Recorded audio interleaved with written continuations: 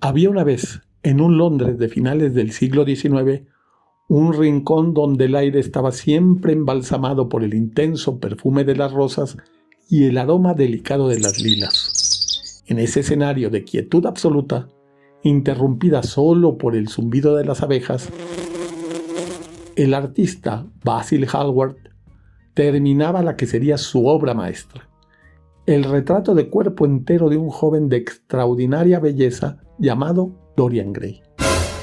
Basil, un hombre que ponía demasiado de sí mismo en cada pincelada, sentía una idolatría extraña por aquel muchacho, pues Dorian no era solo un modelo, sino el motivo dominante de su arte. Una personalidad que le había sugerido una manera completamente nueva de ver la vida. Aquel día, sin embargo, el destino trajo al estudio a Lord Henry Wotton, un aristócrata cínico y brillante que creía que la única forma de librarse de una tentación era ceder ante ella.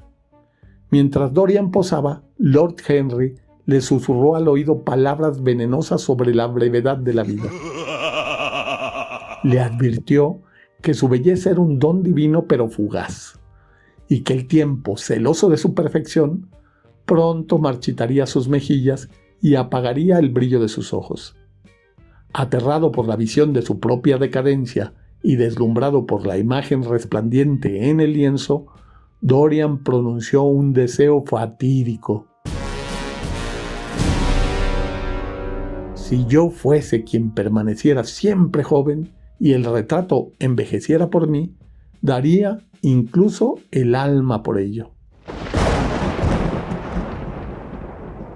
Lo que parecía ser un capricho de juventud fue una plegaria escuchada por fuerzas oscuras. Dorian comenzó a vivir bajo la influencia de Henry, buscando nuevas sensaciones y placeres. Pronto se enamoró de Sybil Vane, una joven actriz que cada noche era una heroína distinta sobre el escenario de un teatro cochambroso. Dorian la amaba porque ella representaba la poesía misma, pero cuando Sybil, conmovida por un amor real, perdió su capacidad de actuar con artificio, él la rechazó con crueldad despiadada. Al regresar a casa esa noche, Dorian notó algo espantoso. En la boca del retrato había aparecido una línea de crueldad que antes no existía. La tragedia se selló cuando supo que Sybil, desesperada, se había quitado la vida. Bajo el consejo de Henry, Dorian decidió no llorar, sino ver la muerte de Sybil como una maravillosa escena de una tragedia griega. A partir de entonces, Dorian ocultó el cuadro en una vieja aula del ático, bajo llave y cubierto por una lujosa mortaja de satín morado. Durante los siguientes 18 años, Dorian se sumergió en una vida de vicios y pasiones desenfrenadas,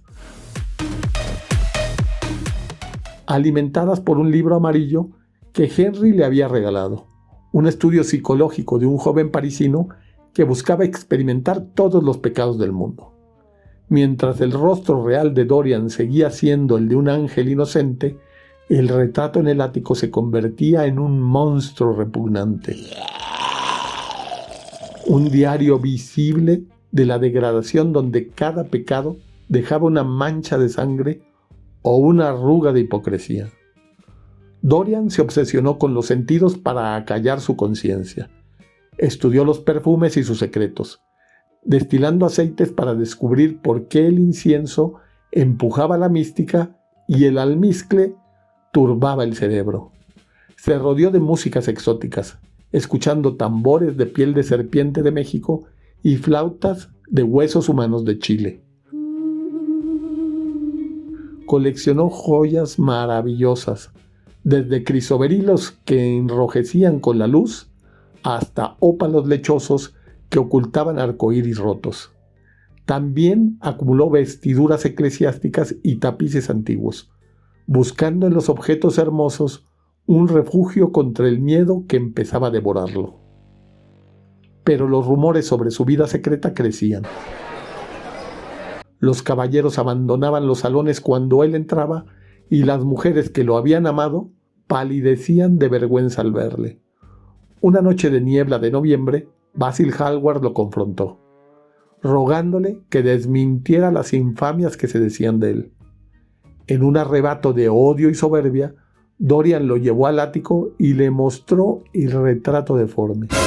Ante el horror de Basil, quien le suplicó que rezaran juntos por el perdón, Dorian tomó un cuchillo y asesinó al artista, apuñalándolo repetidamente en el cuello. Para deshacerse del cuerpo, chantajeó a un antiguo amigo, el científico Alan Campbell, obligándolo a utilizar productos químicos para convertir el cadáver de Basil en un puñado de cenizas. A pesar de haber borrado las huellas de su crimen, el terror no abandonó a Dorian.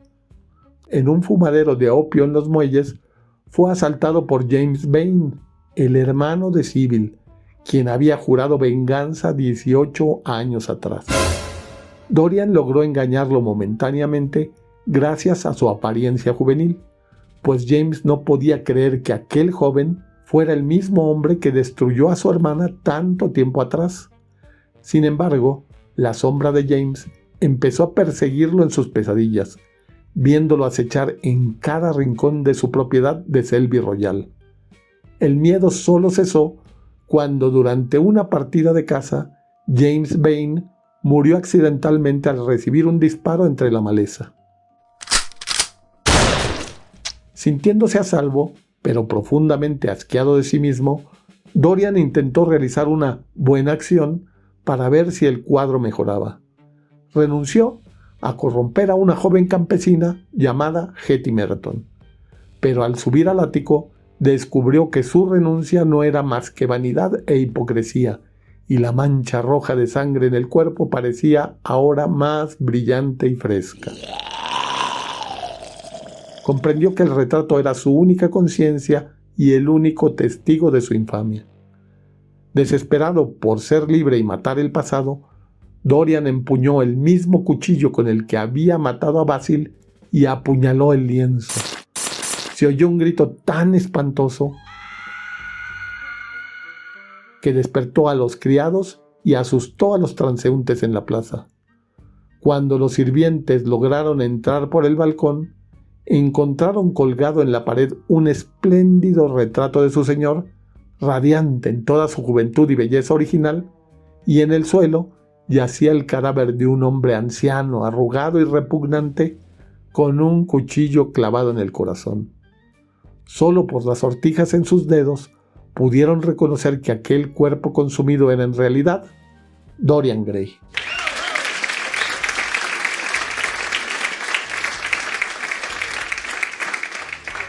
Y eso fue todo.